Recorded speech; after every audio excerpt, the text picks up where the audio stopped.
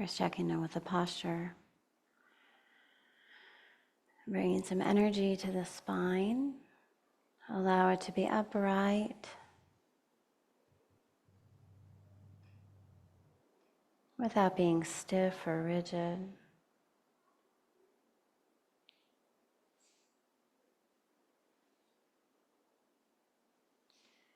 Allow the head to rest gently on the spine.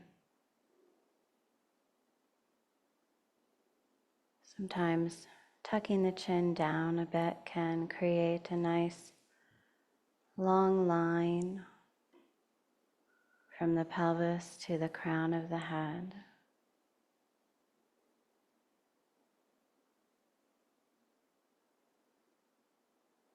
Allowing the face to be soft, letting go of tension in the eyebrows and the jaw and the skull.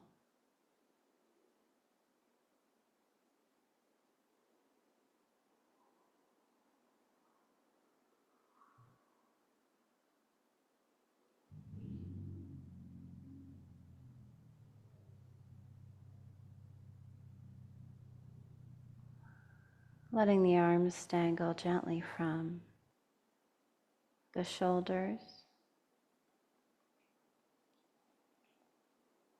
and the hands can rest in any comfortable position in the lap.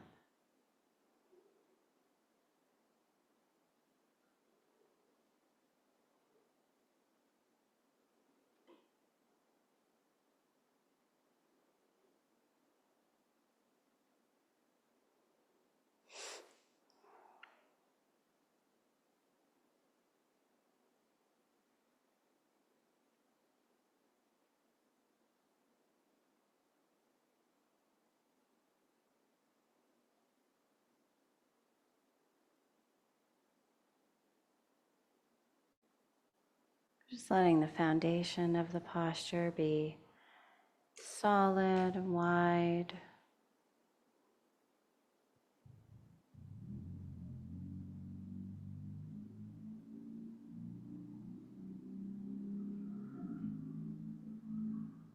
Supportive, whether you're sitting in a chair or on the floor.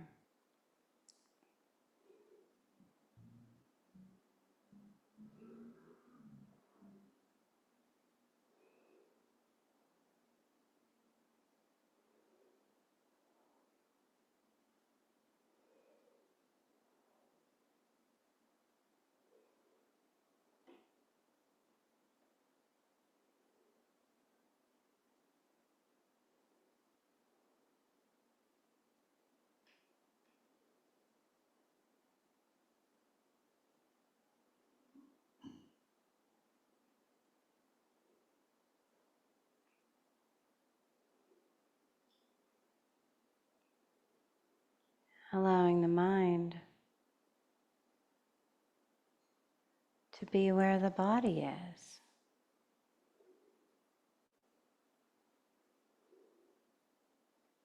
Right in this present moment.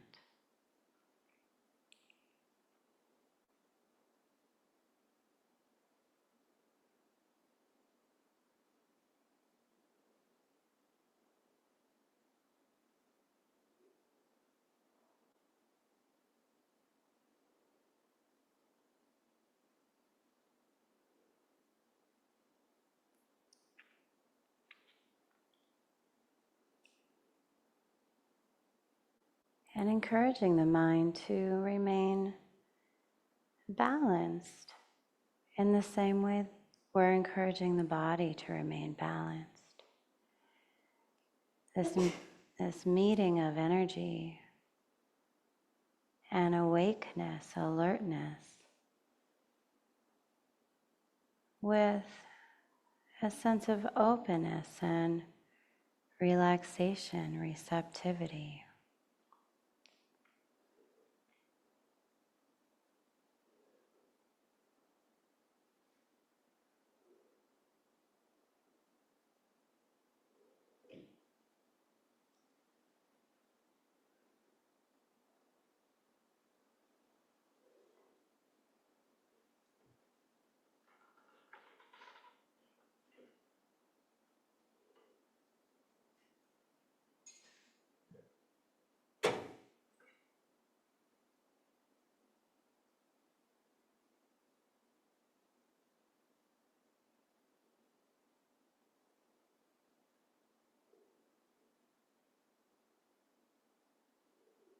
And then discovering or choosing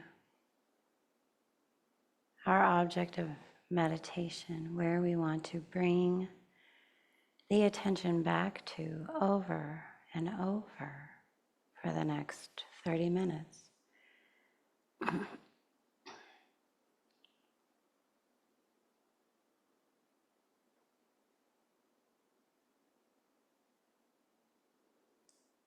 Might be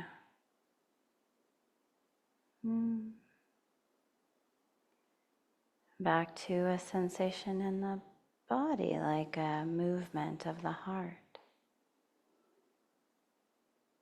the rhythm of the breath.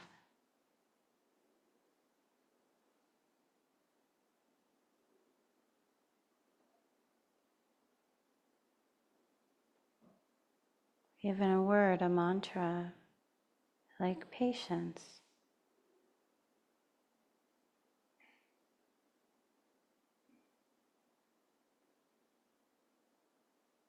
Or settle.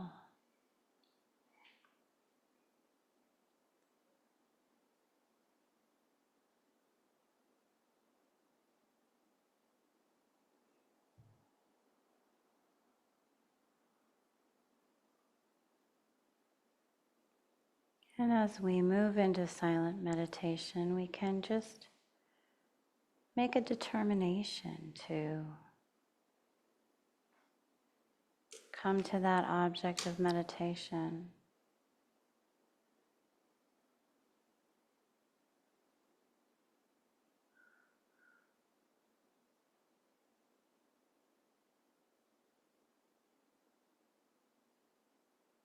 Again and again, returning without judgment or frustration.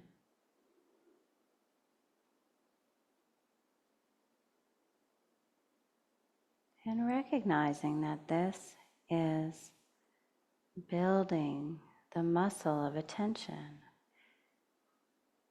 and building the muscle of intention, our intention to put the mind where we want it to be, to put the mind on a wholesome object.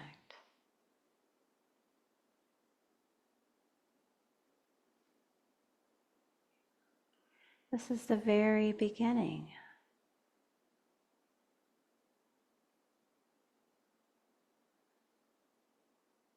of learning to live a life of integrity.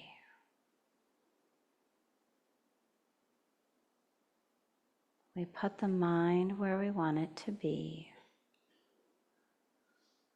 and we bring it back again and again and again.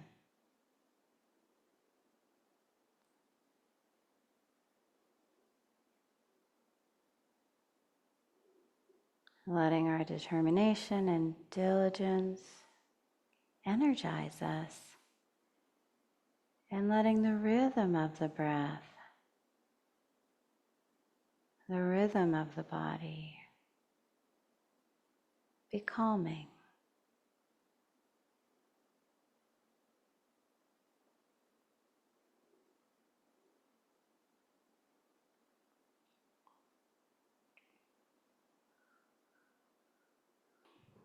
Okay.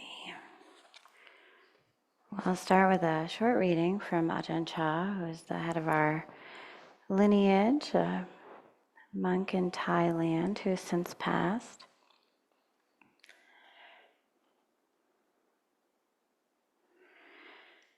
You must know the Dhamma for yourself. To know for yourself means to practice for yourself. You can depend on a teacher only 50% of the way. Even the teaching I have given you is completely useless in itself, even if it is worth hearing. But if you were to believe it all just because I said so, you wouldn't be using the teaching properly. If you believed me completely, then you'd be foolish. To hear the teaching, see its benefits, put it into practice for yourself. See it within yourself. This is much more useful.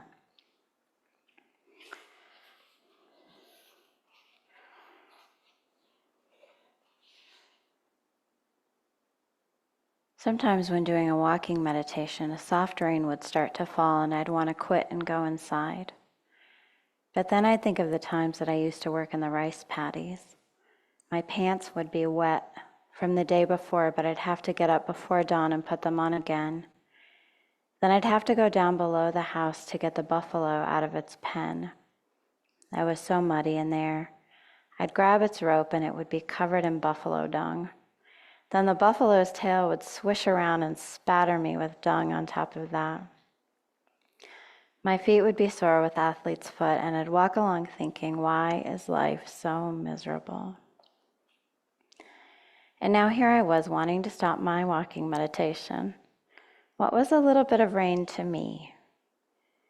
Thinking like that, I encouraged myself in the practice.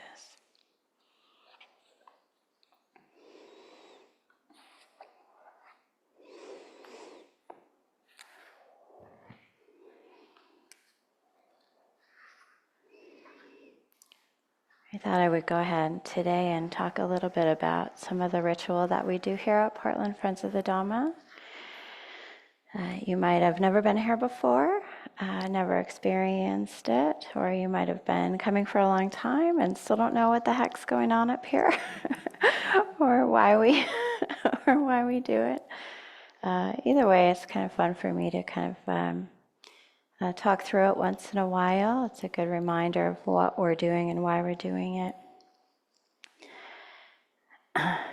The chant that we do at the beginning, we've been doing for a really long time, since before I started coming here in 2003 or 4, something like that. And it is the chanting of the taking of what we call the 3 refuges, what is called in this Buddhist framework the 3 refuges. It's taking refuge in we say it in Pali, which is sort of an ancient scriptural language, and but in English it directly translates to I take refuge in the Buddha, I take refuge in the Dhamma, I take refuge in the Sangha, and then is repeated 3 times. And for us, here at Portland Friends of the Dhamma, this is definitely a Buddhist meditation center. It's not, secular. Our programming, for example, goes beyond meditation, sitting practice. And one of the ways that we stay grounded to the Buddhist teachings is by regularly taking the 3 refuges. But it's useful to know, what am I taking? Agreeing to anything in particular here by taking these refuges? What am I even supposed to do with this information?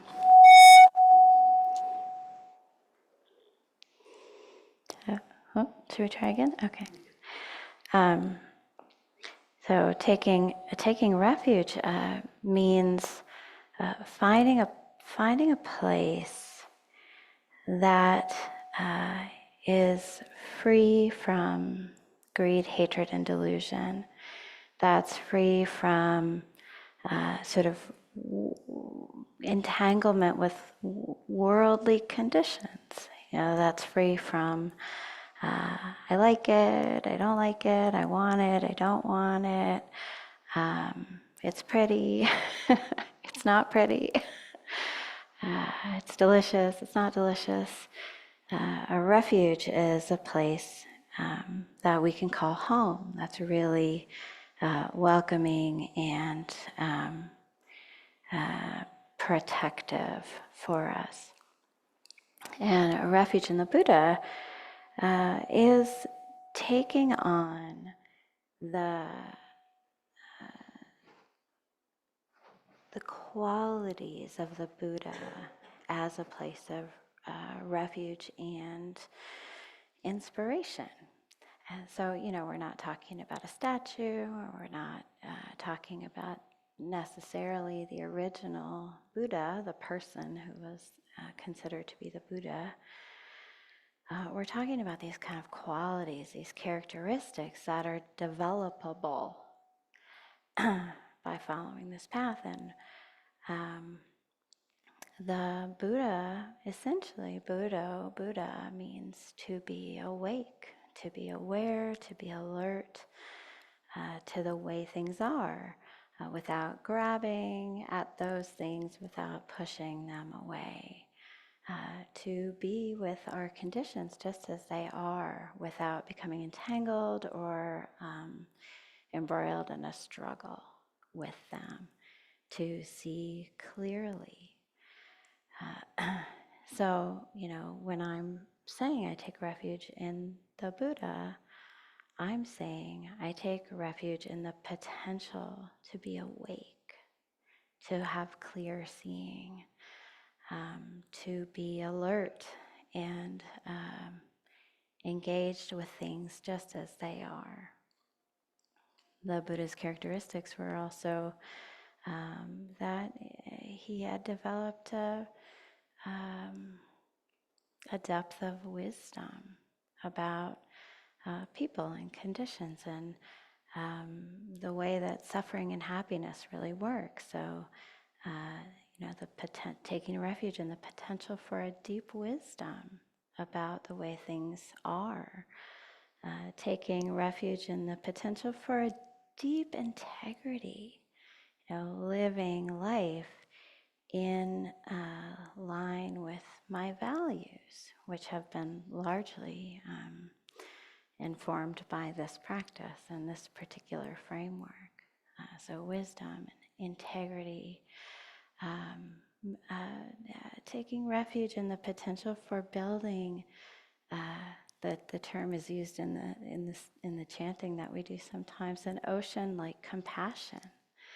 So an ability to see suffering and want to help, move toward helping without becoming entangled in it, without also suffering. So building that, the potential to build that integrity and wisdom and compassion in my own life, to be awake. And then taking refuge in the Dhamma can mean a couple of different things. Taking refuge in the Dhamma, for me, when I'm saying that, I'm taking refuge in the Buddhist teachings as he laid them out. You might not have them all memorized. I don't have them all memorized, but I know the basics. I know the foundational teachings, the Noble Eightfold Path, and the seminal teachings that sort of that holds the Noble Eightfold Path in its web. I haven't been able to get around it as a source of happiness. It always seems like when something's going wrong, or I'm making a problem for myself or other people, if I come back to the Buddhist teachings, I find a good way forward, an answer that works. Suffering, compassion, frustration, anxiety, irritation, metta, stinginess, generosity, laziness, right effort. It seems like there's a lot of good medicine in the Buddhist teachings, and I found that again and again and again. Like Ajahn Chah was saying, it's not useful to hear the teachings or to read them or to see them without practicing them, because then we won't build confidence in ourselves and in the teachings. So for me, a refuge in the Dhamma is a refuge. I've built a refuge in the Buddhist teachings. They work for me in my life, and I just keep seeing progress as long as I follow those teachings. And progress is happiness. I'm just getting happier and, easier to be around, basically. I hope. But also a refuge in the Dhamma is a refuge in what we might call the truth. So if we're awake to the way things are, As having a refuge in the Buddha, then the Dhamma is the way things are. So seeing things really clearly, it's everything from the weather to people being people. It's all the Dhamma. The Dhamma is conditions playing out in the present moment. And the teachings of the Buddha help us navigate those conditions as they come together and fall apart. Taking refuge in the Sangha. The Sangha is often referred to in this framework as the kind of monastic Sangha.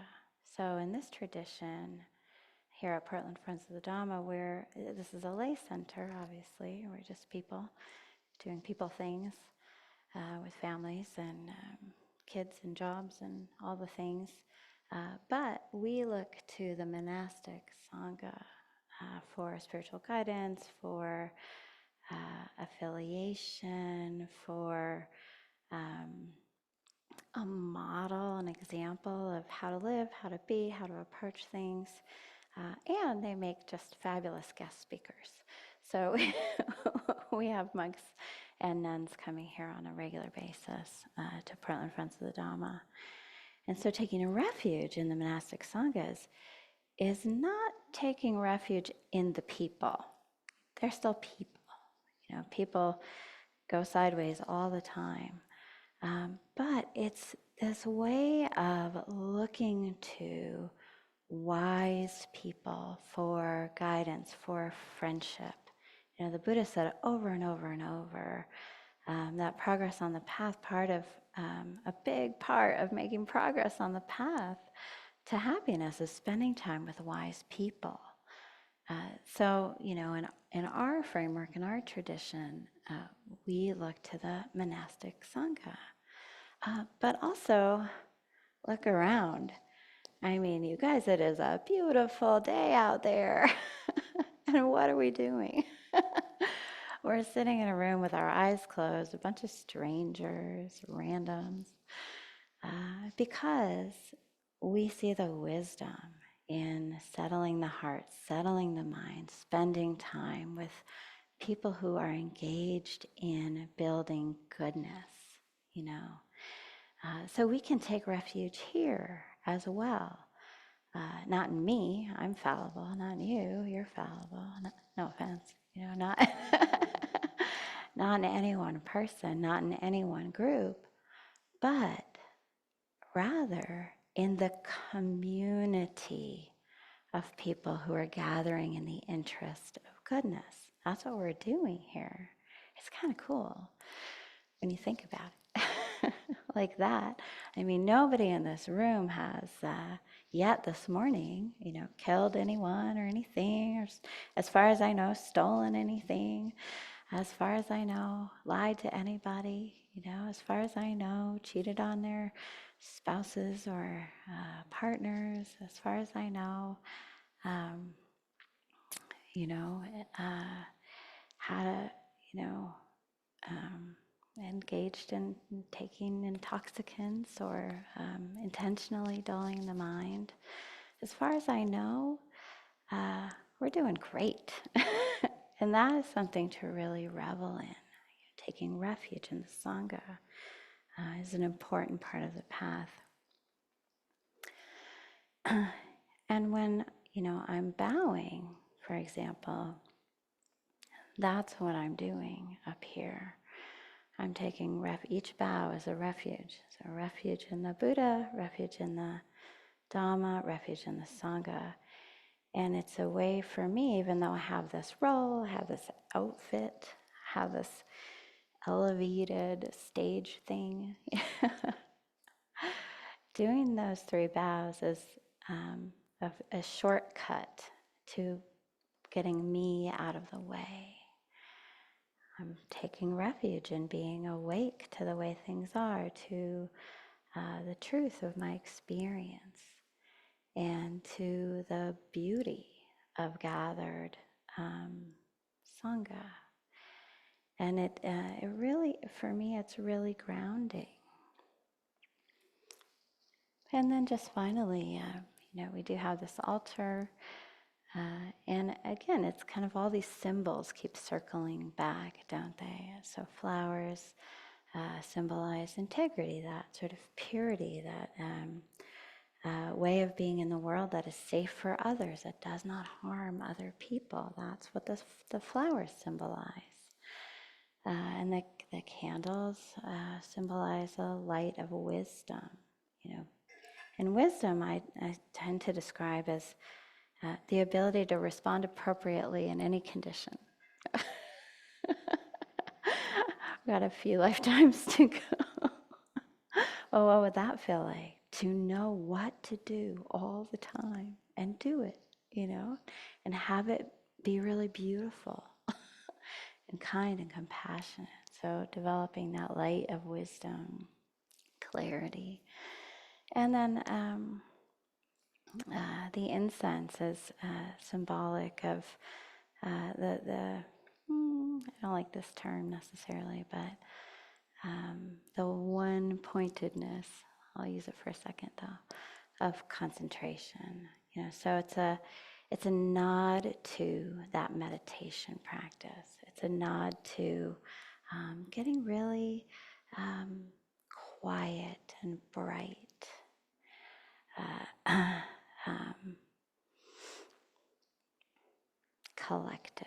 A collectedness. And so all of these things up here, I grew up Catholic, right? So I love it and I hate it. I think I feel very comfortable here because it smells like incense, there's candles going, there's people everywhere, there's donuts downstairs. It's very familiar to me. But here, I look at all of these things as just reminders. They're all just here to remind me what I'm doing, what makes me happy, where I find refuge. There's nothing special about any of the things. What is special is how they help me hold my values and my life and my community. All right, so I'll leave it there for now. And I'd like to open it up. Sometimes we have time to open up the room and the Zoom room for questions. So if anybody has any questions about this topic or practice or this place or anecdotes to share, now's a good time for that. Michael. I was wondering if you could expound a little bit on the difference between Dhamma as the Buddhist teaching and Dhamma as the nature of everything, and the relationship of taking refuge. Yes. So, Dhamma, I'm not a Pali scholar, guys, but Dhamma sometimes is translated in the suttas as things, like all things, all the things, all the Dhammas, all the conditioned phenomena. This shirt, this shawl, this place, this community, all things, all Dhammas. And what you'll hear over and over, one of the phrases that you'll hear over and over is, all Dhammas are impermanent. Right? All Dhammas are impermanent. Right? This is, I'm dying, this is dying, this is always dying. This is changing. It started as water. Eventually it will be the city of Vancouver's problem later. Just you can think about that. These are dying, this is dying, the building's falling down, probably as we speak. Everything is changing, all Dhammas are changing. So all conditioned things, they're impermanent, not satisfying, etc.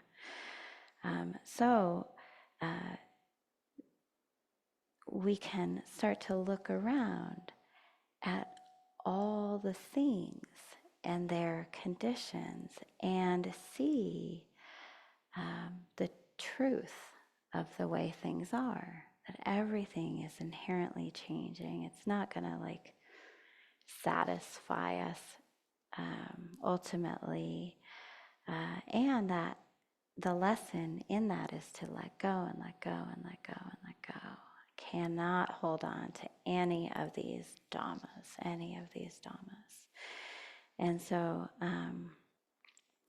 the Dhamma that we refer to a lot in this framework is sort of the Buddha's compendium of teachings, essentially the Noble Eightfold Path and the Four Noble Truths, and then the web of teachings that surrounds it.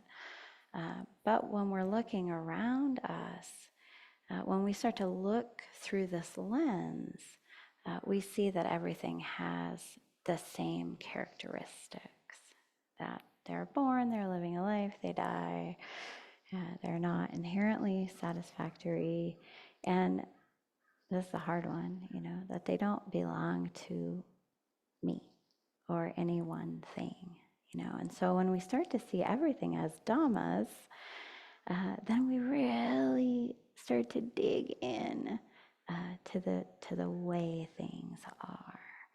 And so, that's how I would kind of parse out the Dhamma, the teachings and dhammas, which is essentially the water we swim in. But it's a way to the heart of the teachings.